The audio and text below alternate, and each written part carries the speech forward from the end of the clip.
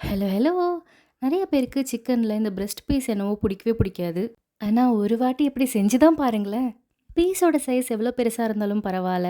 நான் இன்னைக்கு குட்டி, குட்டி பீஸா தான் எடுத்திருக்கேன். அதுவும் 2 பேருக்கு தான் செய்றதுனால கொஞ்சமா தான் செய்றேன்.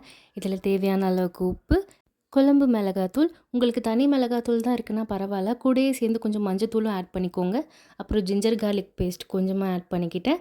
அப்புறம் கொஞ்சம் தயிர். இதெல்லாம் போட்டு நல்லா மேரினேட் பண்ணிக்கோங்க. ஒரு 1/2 அன் ஹவராவது ஃப்ரிட்ஜில வைங்க. இல்ல வைக்கிறதுக்கு டைம் இல்லனாலும் பரவால்ல. இத அப்படியே கூட செய்யலாம்.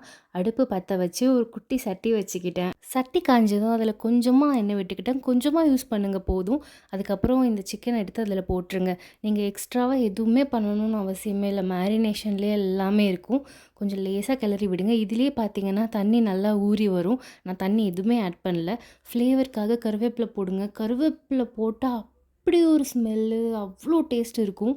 இந்த கறி வேகிறதுக்கு ஒரு 15 நிமிஷத்துலேருந்து 20 நிமிஷம் வரைக்கும் கூட போதும். பட் மூடி வச்சு வேக வைங்க.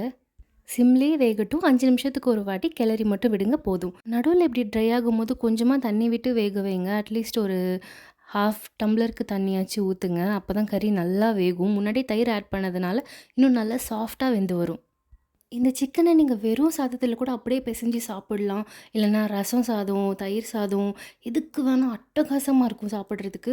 ஈவன் வெயிட் லாஸ் பண்ணணும்னு நெனைக்கிறவங்க கூட சீட் டே அன்னைக்கு இந்த மாரி செஞ்சு சாப்பிடலாம். ஃபேட் போடவே போடாது.